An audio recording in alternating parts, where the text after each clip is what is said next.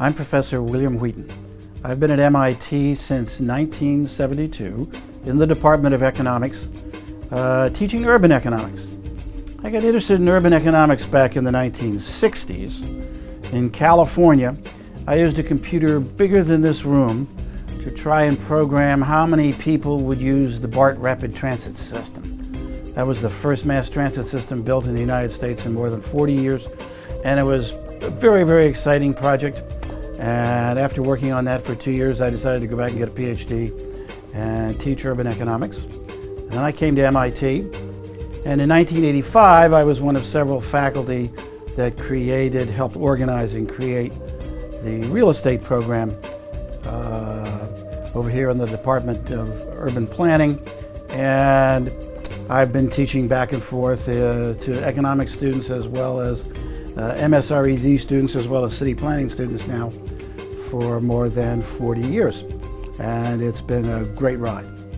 So the course I teach to master's students, called Real Estate Economics, is a joint course listed with business school, with the Urban Planning Department as well as the Center for Real Estate.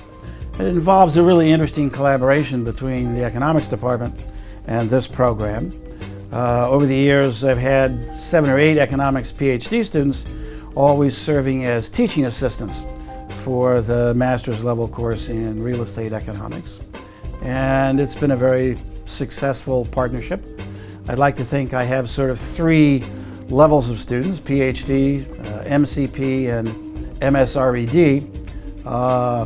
The course in real estate economics often gets students from not only the business school and from the planning department and from the real estate program, but also from civil engineering and throughout the institute.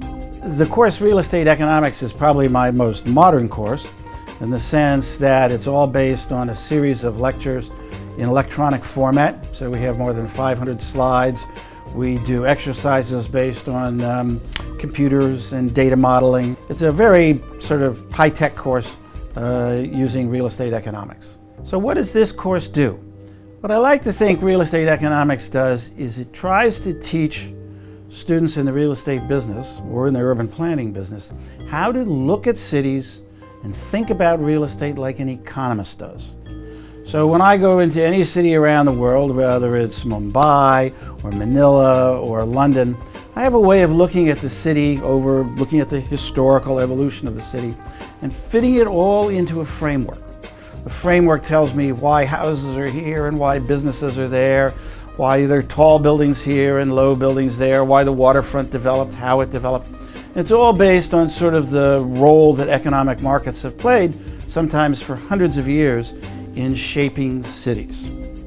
I also teach a lot in my course about real estate cycles, based mostly on new macroeconomic theories about what causes asset bubbles, markets to go up and down. And so at the end of the day, I think what the course tries to teach students is how to decide on what to build, when to build it, where to build it, what to build, or to invest in. And you really need to know this sort of combination of how cities evolve and how real estate markets have lots of ups and downs. About the same time that I developed this course, which was around 1985, I also formed a consulting company, originally called Wheaton Associates, became part of CB Richard Ellis. We have 40 employees here in Boston. Together with CB Richard Ellis, we've created databases and forecasts of commercial real estate in the United States and around the world. These forecasts are sold to large developers, institutional investors. This has also been a really fun endeavor. Students often use the various data sources that my company has, and it's just been a great partnership with CB Richard Ellis for, again, about the same length as the course now, going on 27 years.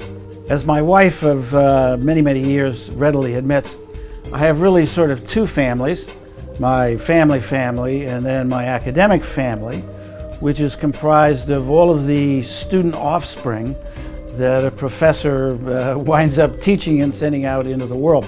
In my case, I have sort of 3 types of academic offspring. First of all, at last count, I had between 15 and 20 former economics PhD students who are professors now around the world, some of them at very good real estate programs.